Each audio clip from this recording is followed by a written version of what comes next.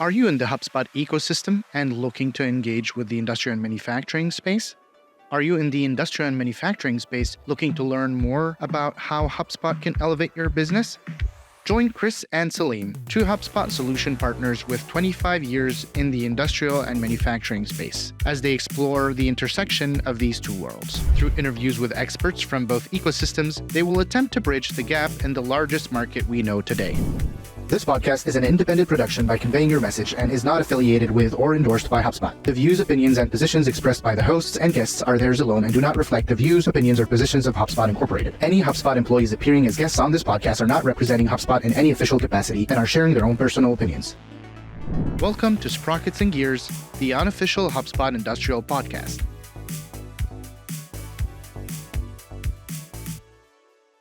Today we have an awesome guest on the show. His name's Sam Daniel.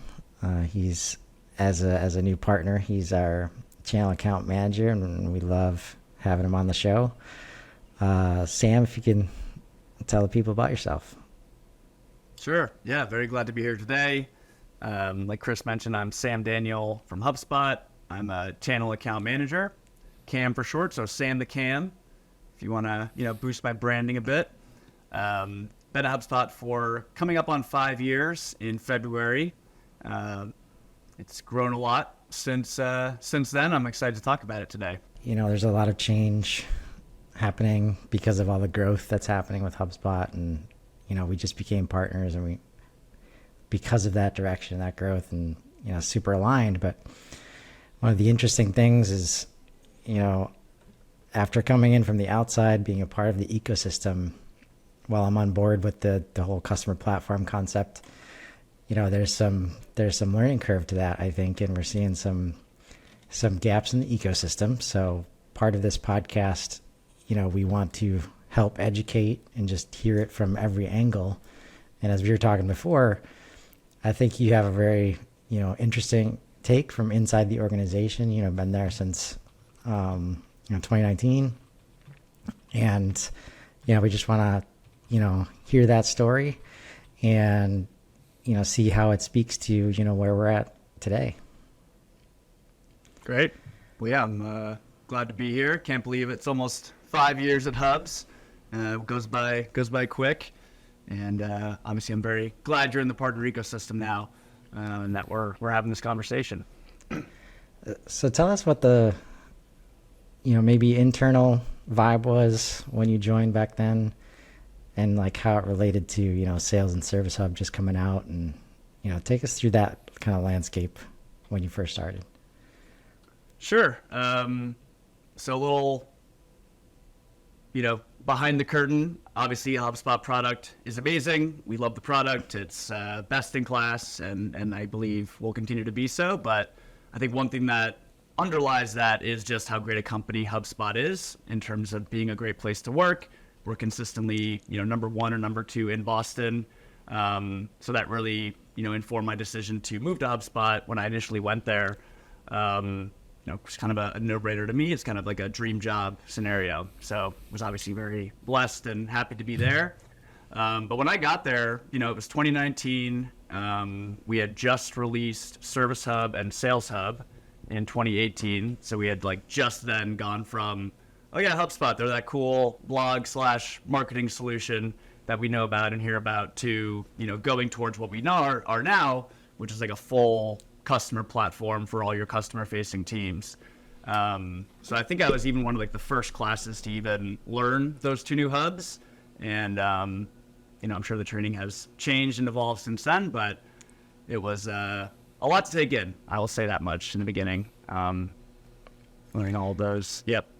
What was I'm sure, and I'd imagine you're interacting with people inside the organization that had been there for a while, and now HubSpot has to stop being, the marketing tool and kind of spread its wings a little bit, so to speak. What was the vibe inside as it related to, we've been used to doing marketing, and now we've got this whole new world of sales to start talking about, basically? Yep. So for me, I was kind of born into the new world where they had all three. the vibe at the time was that, every week we're getting a new email with how to present who we are to customers. Now we're a suite, now we're a platform, now we're a customer journey.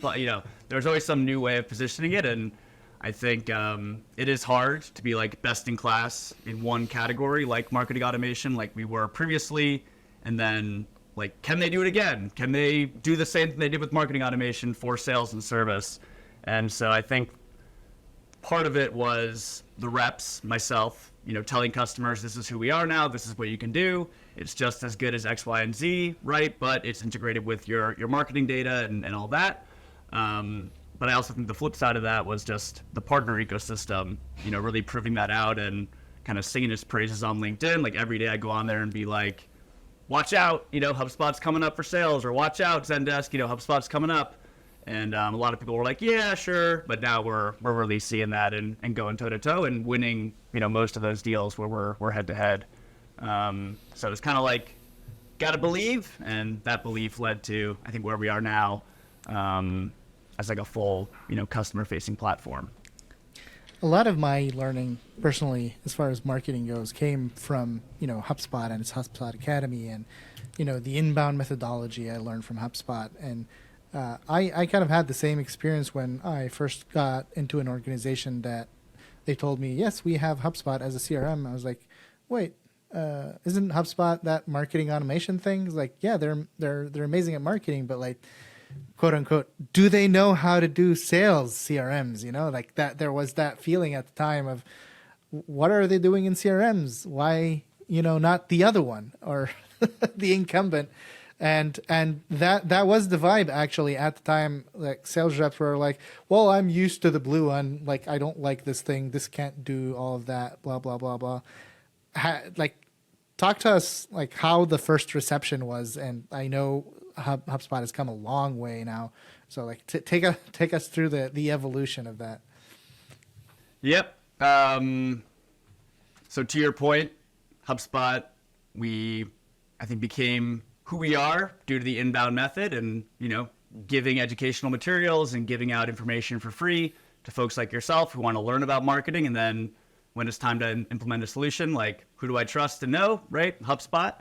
So I think we did lean on that a lot when we first started rolling out Sales Hub and Service Hub, like going to the customers who knew us and trusted us and loved us, who maybe didn't have a CRM or were locked into a contract with a company that was, way too expensive or kind of beyond where they were in their growth stage. But yeah, it was, again, kind of a sprinkle of belief in there and showing the product. We got a lot of oohs and ahs, like, wow, we can send automated email sequences right from the CRM record. We're like, yes, you can. And it's right next to your deals and you can see all the marketing information and the tickets. And, in theory, it was like a beautiful thing, but I think people did need to kind of trust and again, not to tout our partner ecosystem, but having a slew of partners who could back up what we were saying and saying, yes, we've done this. It's just as good as the other guy and the other one, goes a long way just in building that trust and making it seem feasible.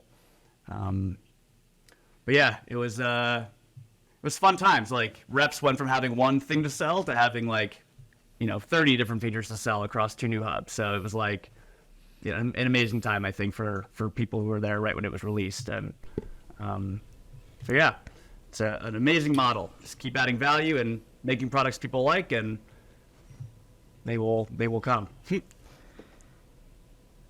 What was the, it sounds like sequences was a powerful feature. Was that the go-to when trying to explain and get some wows? Again, you're talking to a sales guy. So, Yeah. Going from a company who utilized Salesforce previously, every single email I sent was manual. We didn't have outreach. We didn't have any other, system to help us with that. So when I got to HubSpot, that completely blew my mind. I was like, this is a thing? Like, how did my other company not know about this? So obviously, with great power comes great responsibility. Sequences can be spammy. We want to supplement them with other things and, not be that guy. But yeah, that was the first tool that I think, because HubSpot uses HubSpot themselves, like every rep at HubSpot uses HubSpot, right? Like we're just so pumped to show people the tools that help us succeed. And that was a big one and an easy one to show, I think. I'm glad you bring that up because, as we move towards customer platform, some of the gaps that we see are related to CMS Hub, Operations Hub. And now, as you say that, it makes sense, like, because you guys were using those sequences every day, you're using Sales Hub. I'm sure you had a ton of confidence, in being able to sell the product. Now, on the flip side of that, now we have CMS Hub and these other hubs, which aren't a part of your normal day. You might not ever, you probably never even need them. So what's happening, how's HubSpot responded internally, to kind of help with that education and, as we move forward towards customer platform, how are they, like, what's the new vibe inside? Now we've got 6 hubs, hundreds of features, honestly, that could sell the product, but also keeping everything as a system in mind. It is a truly different world. So how are the sales teams approaching it? It's a good point. And if I tried to learn every single update that I get in my email every day, I have about 70 new product updates a day that come in, then I would absolutely go crazy. So I think the route HubSpot's been going in, at least what I've seen so far, is specialization across these different hubs and across these more complex areas that a typical sales rep like myself might not know, how to build a website from scratch or how to build programmable automation.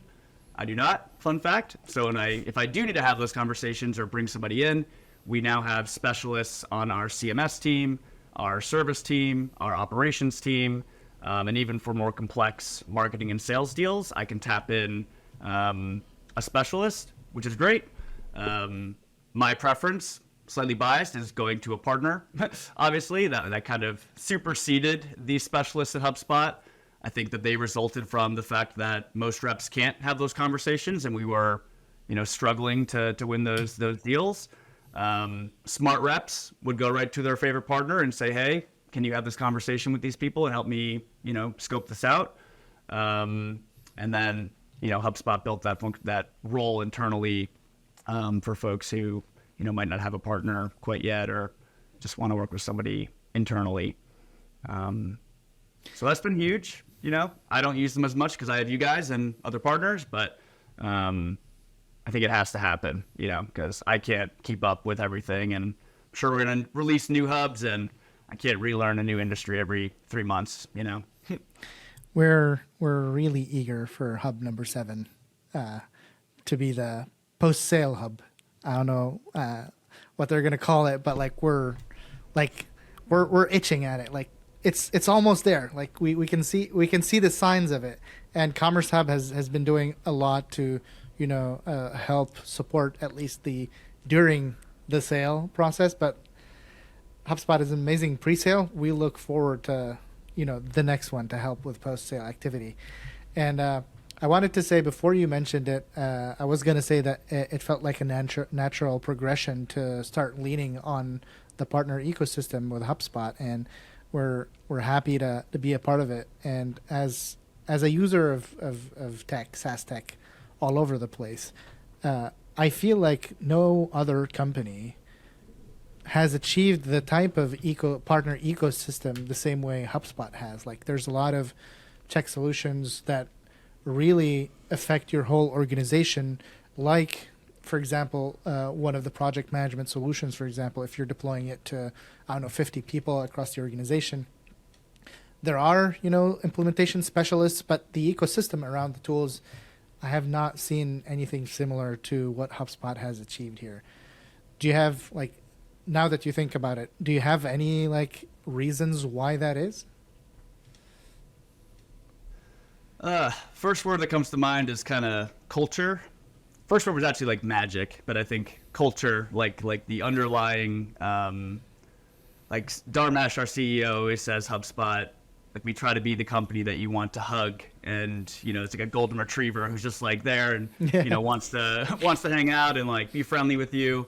And And we hire people like that. And I think it just underlies the entire ecosystem, even our partners. Like you have to go through a process to become a partner. You can't just become a partner, willy-nilly.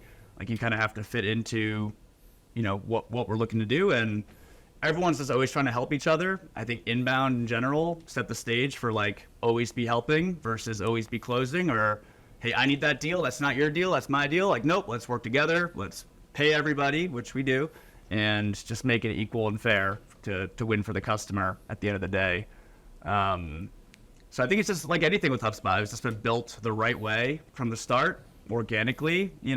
There's been some changes, good and bad, and we always adapt and listen to our ecosystem. But I do believe it stems from just like who we are as a company and just doing things the right way and admitting when we're wrong and adjusting course if we need to.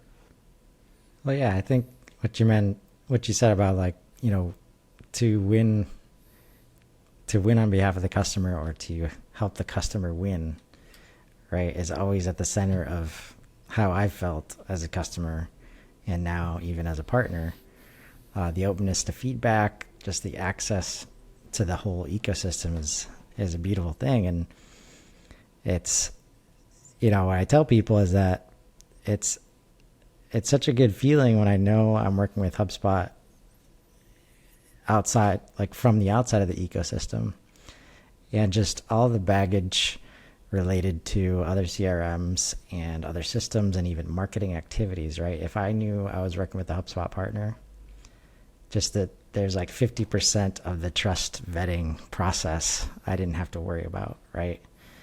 And this comes from, as a Salesforce user, in 2015 until meeting HubSpot in 2017, one guy show trying to do stuff, I tried to do everything. There's a cost associated with everything. Met HubSpot, and then it was super interesting. In 2020, I found myself in a situation where I introduced HubSpot into another organization. They were already using Salesforce, global organization, Salesforce going nowhere. So I, engaged the Salesforce account manager, like made it very clear which side of the fence I was on, but told them where I thought, there was some function of that system that could, fill some gaps. And I just remember so clearly, like we go through this conversation. It happened to be the conversation where, it's 2021 and they're showing me how they've finally gotten to adding email sequences to their sales package, right? And I just remember looking at the slide and be like, oh, like HubSpot's been doing that. But we get to the end of the conversation and I'm always one to help, like, if I want to use your tool, help me understand how it's going to be best for us, right? And he's like, yeah, man, like we can help with that. And then right after the call, it's like, here's a quote to get help with that. And it's just like the opposite of the HubSpot ecosystem. And it's a beautiful thing. So thank you for your role in that. I think it does get harder and harder though, as, the functionality expands, as the, just the growth, the overwhelming growth of the system, there's some catch up to do. And even as, the RevOps came into play with the introduction of, custom objects and, an operations hub, how did you see, what were the key things that you saw change as the ecosystem had to support the RevOps focus? Not enough HubSpot solution engineers available for conversations when we need them, I would say. It was kind of a dual-edged sword, I think, because like everyone was waiting for custom objects for years. Everyone had a list of 30 accounts that they talked to in the past 2 years that said, yep, if you had custom objects, we'd go with you. So there was some excitement to kind of reopen those conversations, but once those conversations happen, we have to be fluent in the language and speak the way our competitors do fluently about their needs and the whole, unless as a rep, I proactively like spent a bunch of time researching objects and all that, like I'm not going to be ready for that conversation. So I'm guessing some deals probably slipped through the cracks and reps tried to like do it all themselves and, just be the hero, where they should have either requested a solutions engineer or met with a partner to help them with that. We're all on quota at HubSpot, obviously, as salespeople. So there is some velocity taken into account. And when you can't get a solution engineer quickly, it's like, all right, do I wait or do I just try to do this? And I think that's where, our vision is that partners are doing most of that work, right? And there's hundreds, if not thousands, of great ones you could choose from. So go with them. They're more accessible. They know the industry. It'll be a better, situation for everybody. You mentioned that like it took a while to get custom objects, and having used HubSpot for a while and been now that I'm a partner, while I'm not a fan of Apple, I'm not an Android user, but Apple seems to have the approach of wait for everybody to figure things out and then choose how the right way to do it is, and then come out with the best version of whatever that is. And we kind of saw this recently with the leads object coming in like this year. Have you noticed that across the years when you're working at HubSpot? Yes, absolutely. And I think it's something I've come to appreciate more as I've worked here longer. Like if a customer asked me for a feature when I first started and we didn't have it or it was on the roadmap, I'd be like, why can't we just release this now and like get them in there? Like they want it, let's do it and like figure it out later. But like Brian Halligan, Dharmesh, like the whole ethos of crafted, not cobbled. Like we want to craft the solution well from day one so that when it is released, it's great, it's people are gonna golden retriever that thing. Like they're gonna be mostly happy with it and obviously give us feedback. But to your earlier point about when we became a CRM, like I'm sure HubSpot looked at other companies that we could have acquired to like take that title, or we do thoughtful acquisitions. But for the important things, I think the whole crafted, not cobbled, like building it organically the right way from the start has been another reason why we're so successful. There's probably 20 features they could release today that people want that they're not, because it's either part of our strategy or they're not quite ready or don't fit in with our larger vision quite yet. Conditional properties. You guys were a bit too late on that one. Yeah. We don't always get them the first time, but I have a personal history with conditional properties. Yeah. I was told, how can a big CRM not have conditional properties? I had those in Salesforce. You must have not done your research. I'm like, I have. Here are all the support posts about asking for conditional properties, and the responses are like, yep, we don't have those yet. Yep. And we're transparent about that. We're not like, we can work around it, and it's like, no, it's like we're gonna do this the right way and come back and we'll do it for you. Yeah, but we're loving the new implementation. Yeah, Good, man. good. Like that's the thing. Like it's hard for all of us, I'm sure including yourself, to understand the complexities behind the product and the decisions that they're making. And while it was a long time coming, like not having a ton of experience myself with it in Salesforce when I was using it for the first time in HubSpot was like butter. Like it was just so easy to understand, and the interface was great. And I think that's the epitome of crafted, right? Like just so many things for a conditional thing like that, and the different aspects of how it is conditional. Like until the interface got better for properties management overall, Like it just would have been so hard to fit that in. So, I'm definitely not the most patient person I know, but I can definitely You can say that. I can definitely appreciate how easy it was to use when I, picked it up for the first time, and that doesn't happen by accident for sure. Yep. Well, all about reducing friction, Brian Halligan likes to say, how you sell is why you win. And I think product and sales should be friends, and not promising things that don't exist or that we can't do. Yeah. Sam, I'm interested in your take because I just thought about this and I've heard this a couple of times.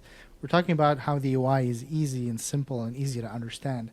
I've been told once or twice that because the UI is simple and doesn't look like, a complicated big boy system that's all just squares and like full of information and just confusing, it doesn't feel like it can do what we want it to do, even though they just sat through a whole presentation talking about literally all the things that we can do with it and how it can power.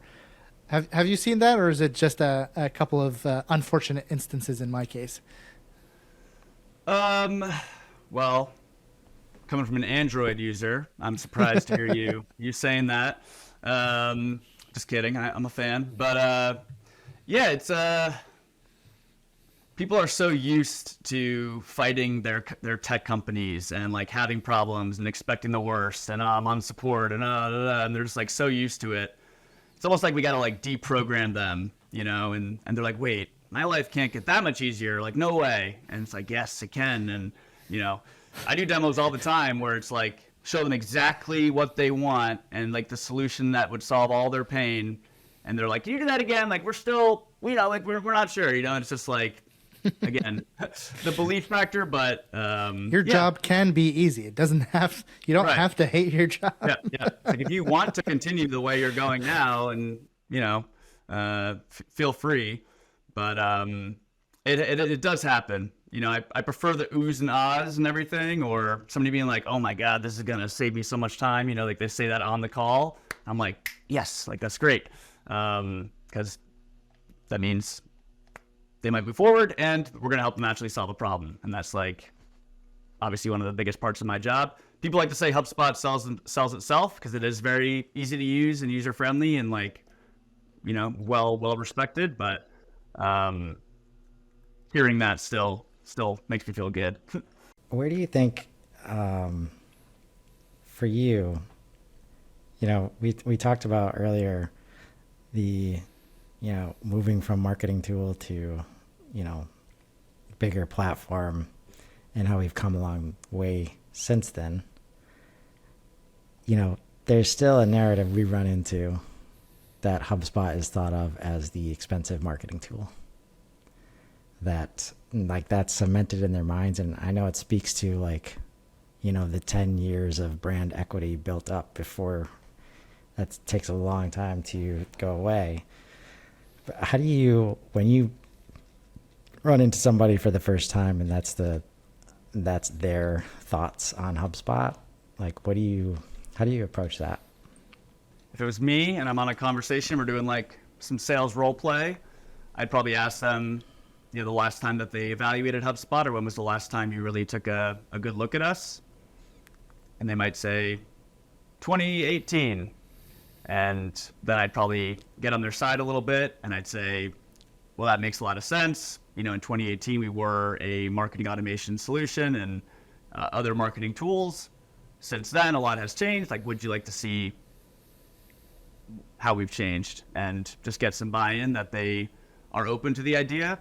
Because I think people, once they see it, they're blown away. And like once they understand the flywheel model and like connecting marketing, sales, and customer service in a unified platform, like that, in my experience, resonates more than any other part of my pitch. It's like just one place for all your customer-facing teams and align them and grease the tracks in between to keep the engine running.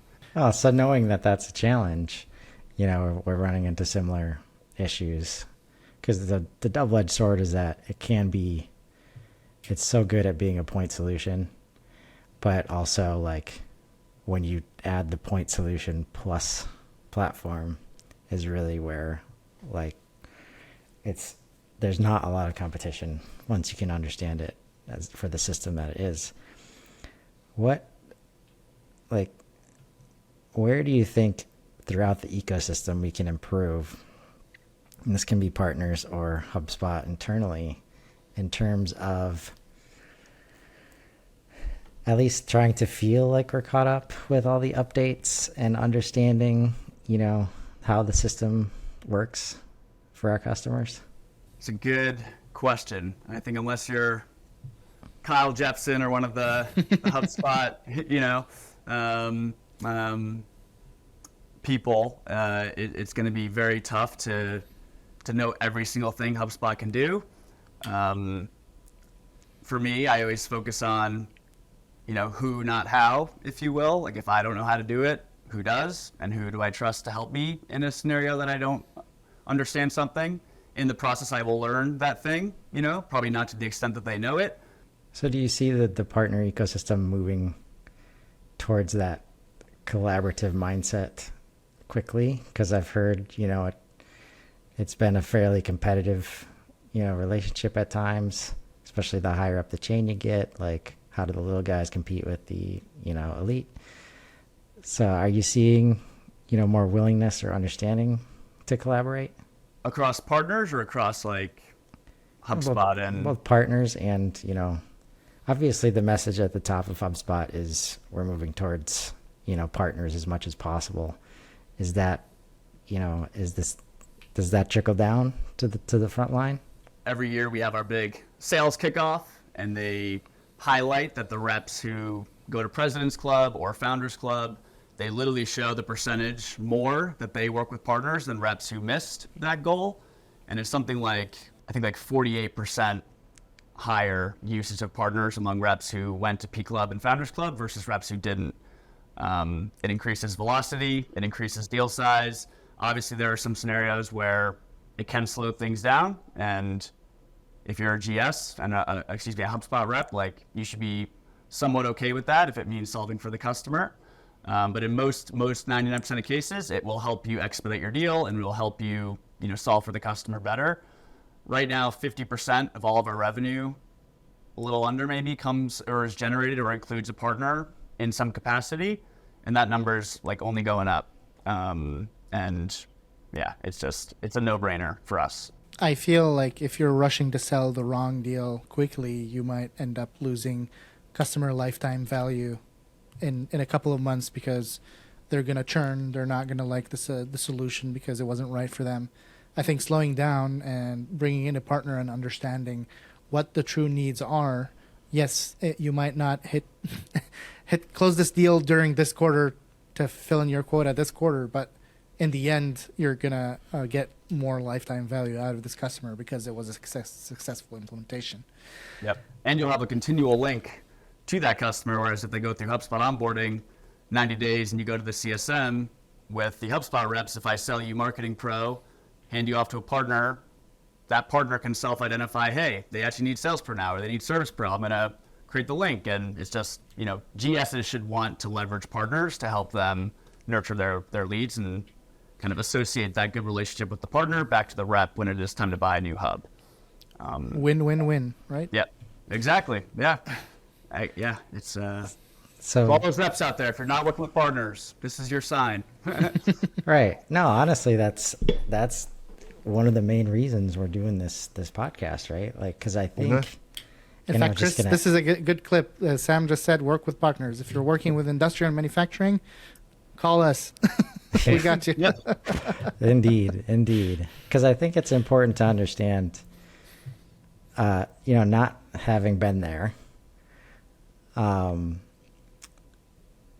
what you're mentioning from the inside, like even Kyle Jepson has trouble keeping up, right? And he's the one that does videos every day, and he says he's like hundreds behind.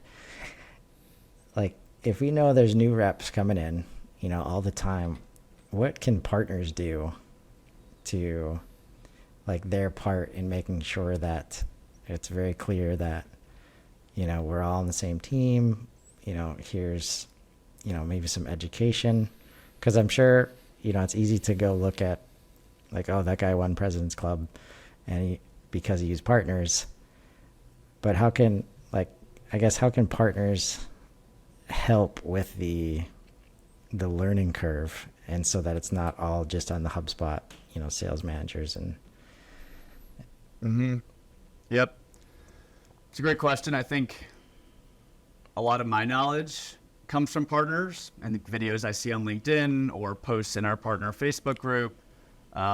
It's, the reps who have time to create a ton of content. I don't know how they do it. Like, love those guys, but I do not have time to, create a bunch of content and like learn everything. So I do get quick bites on LinkedIn, and usually those are from partners. The learning curve, I think once a GS has a good partner or several good partners, like they know which one to go to for which job or which conversation. But I think for partners to get in front of GSs or even have like the permission, it's kind of like in the partner world, partners bring HubSpot deals. GSs can also bring partners in on deals, which is kind of like what a lot of people go for. It's like, yep, I'm going to have the GS send me a deal. It's going to be great. But to get to that position, like with a client or anybody, you have to build trust and kind of ask for permission. I would not go on LinkedIn and spam every HubSpot rep you see and say, hey, work with us, right? Like it usually starts with some sort of interaction, or maybe you've engaged with them on LinkedIn and added some sort of value, or maybe you brought them a deal and knocked it out of the park and followed up with them, and now they want to work with you on future deals. Like you want to nurture them the same way you nurture a client, honestly, and build trust and kind of show you can do it, versus the, hey, we should work together, send me deals. They kind of see right through that, in my experience. Man, I was gonna set up a marketing list and send this podcast to every HubSpot rep I know. Yeah, you could. You might get a bite, but I will it's not allow that. very, very much aligned with like the world in general. There's just like so much noise. You have to do it smart, and you have to add value, and you have to kind of right place, right time. Right. We're all partners. We're all customers. Like, yep. Just understand that. Yep. And everything else, gets a lot easier. I have a question to you, Sam. For the longest time using HubSpot, it always felt like I'm using a software that's not waiting for me to put my process in it, but is kind of like creating some guardrails and nudging me towards learning the right process. And it's always been great to plug into companies and organizations where the organization is not really process driven. They've been like flying by pants of their seat. Like they don't have a process. You bring in HubSpot, you use the HubSpot process and teaches them, and that has been a very successful and a great philosophy in small and medium business. Recently, we've been seeing a bigger shift towards trying to go upmarket and satisfying that, oh, we can do anything. Like we can customize every single piece of it, and you can bring your process as is and just try to replicate it in HubSpot. We have bumped into some sour tastes of like, no, we want HubSpot to at some point like show us how we should be handling these big problems, because we've been successful following them in the past, and getting organization leaders to listen to us and believe that the process is not optimal and needs some change, and it's not the software that's not complying and letting us do the customization to fit in our process. I see Chris like itching to add something here. Oh, I think it's just interesting. Like this push towards customization is great, but that's not, it's kind of the opposite of crafted, sometimes. So I think it was definitely necessary to go up market. I'm interested on what the take is from the sales perspective inside the building, like understanding the balance between like customizing everything, is one of the reasons that, you find these implementations of other systems that have just gone horribly wrong, versus being okay with some standardization and, just walking maybe challenging the prospect or customer a little bit, to think about it that way. How do you guys approach that? I think you nailed it with the word challenge, because maybe they do need to have that process, and it turns out that is the right solution. But before we assume that and go take this, tangled wire of messes from one system and replicate it somewhere else, like let's just look at the root of the problem in our current system and see, are there other ways we can potentially fix that? Does it have to be like this in the new system? But again, I think with anything with HubSpot, like, I can't believe this is so easy. Like, no way this is true. It's like, you just kind of got to educate them and tell them, like, this is possible. Here's how we've done this before. You are not alone in the situation. Like, we've worked with hundreds of people like you who have had to untangle a mess like this. And I think, again, trust and education are probably the two biggest things here. Like, if we can tell them and get them to believe that it doesn't have to be this way, like, then we can ask for their business. But it's just, again, I think it's the education and, changing their perspective on what's possible in, the new world. It's like, it reminded me of something else you said before, like, crafted, not cobbled. Like, it's all a spectrum, it's like fast and easy or cheap and, like the whole spectrum. And it's hard to, like, fathom, like, powerful and easy for a lot of people. They're like, like, no way, it's got to be one or the other. But like, that's like literally what we're doing, and successfully doing it. And people just, I don't think, are used to that quite yet. And I think that's where, definitely anybody trying to offer it as a platform needs to, kind of sit in maybe the discomfort required to challenge, people, because this does feel very right tool, right time, when you consider, like, stats like 88% of, digital transformation initiatives fail, right? And so there's so many companies that have just had trouble with, that phrase, let's say. And when you look at the tools available to them, it makes complete sense, right? And that's why, we're so invested in HubSpot, because it truly can be a powerful system. It doesn't have to take a long time. It doesn't have to cost a lot of money.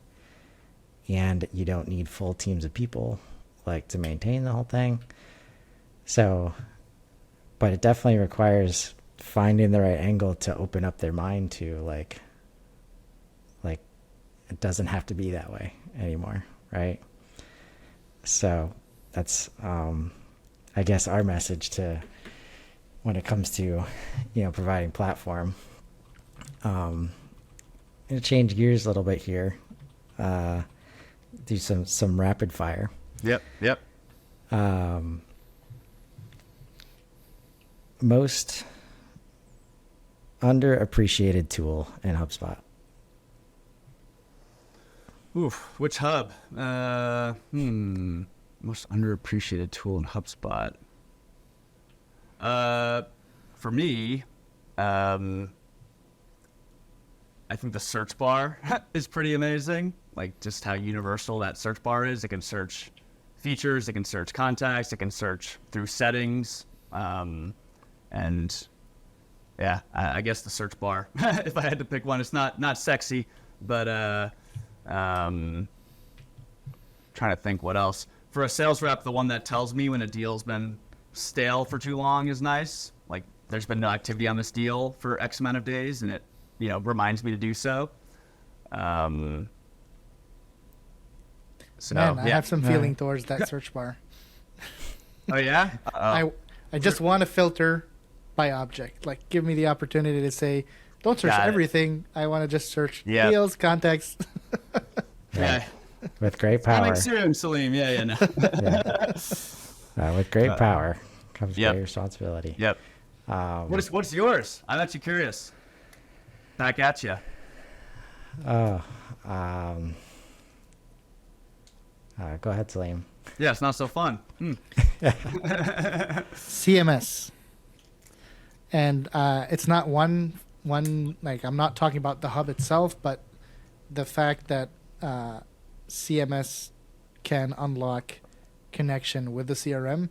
I've been responsible to upkeep websites on other CMSs like WordPress, and you end up with digital billboards.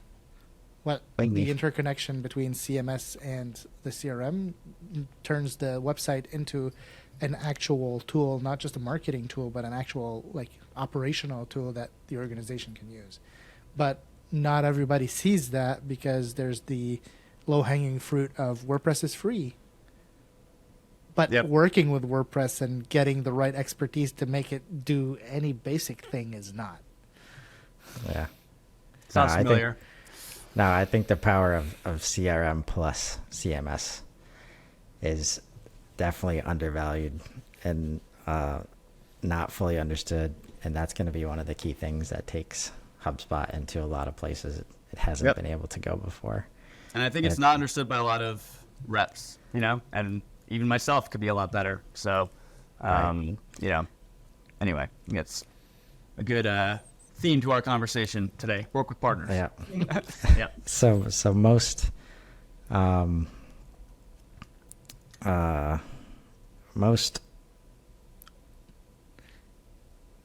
overutilized tool or most Chris, you're dancing around it. Most overrated tool. Yes. Most overrated tool. Ooh. That's a really tough question. There is a correct answer. Most overrated tool.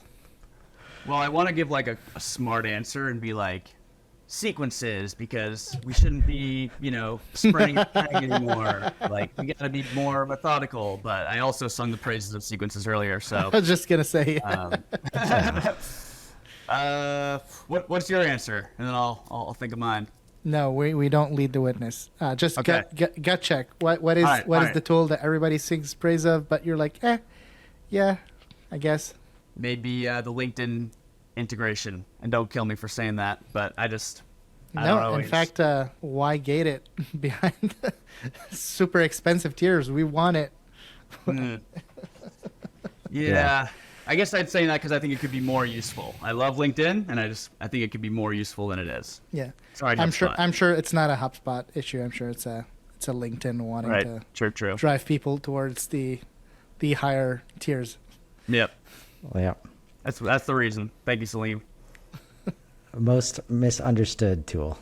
Personally, Operations Hub. Just speaking from my own knowledge, it kind of came out of left field, and it can do so much in different areas of the business, right? I personally am still working on it, like just in terms of like how to pitch it and how to like cohesively say what this does. It's the bundle hub. Right. Yeah. Yeah. It's It's the take 5 hubs and you get Operations Hub for free. I didn't want to say that, but yes, that is part of it. But again, I don't love that. Like, obviously we'll do that, but if they're not going to use it and churn off it in a year, then, I don't want that. So misunderstood Operations Hub because it's so new and so powerful. And I think a lot of us are just catching up on like all the use cases and how to, fluently speak about it. Yeah, ultimately there's going to be a bunch of people thanking their lucky stars that it was included in the bundle, because it is the behind the scenes way to scale data in HubSpot, like without needing large teams to manage HubSpot. And again, they're moving so quickly on making it visible for the data model and just all the different ways you can manage data just much easier than really not seen before in most systems that are managing customer data. Yeah. So, and I think for me as a rep, it's just a foreign topic. Like, I'm a rep. I work with marketing people. I work with salespeople. I hand them off to customer service for onboarding, but I don't interface or like do that type of work with anyone on the operations team in my day to day, which I think is why it's harder for me to, talk about Operations Hub and even, CMS Hub, because I'm not living in that area. this has been an awesome conversation, man. Hey, one last one. All right. Top wish list item from HubSpot. Might be on the way, but an in-mail, being able to send in-mail. I know you can send in-mail, but being able to send messages on LinkedIn from HubSpot that aren't in-mail, or being able to see more LinkedIn data in HubSpot. Yeah, That would be amazing. that would be amazing. Yeah. As two guys hanging our hat on go to market through LinkedIn. Yeah, that Because you guys are training me on the power of LinkedIn and like all that and how it like needs to be involved, and I've been thinking more about that, and it would just be so powerful if that was included in HubSpot or more I'm certainly doing a lot of copy and pasting Yeah. of LinkedIn messages. Not as much as I should, but there's a lot of great conversation being had there. What's your guys' favorite part about being a partner? Unexpected question. access to Sam Daniel. Okay, good answer. No, I mean, like, we both went to Inbound for the first time this year, like literally days after officially becoming a partner. I remember.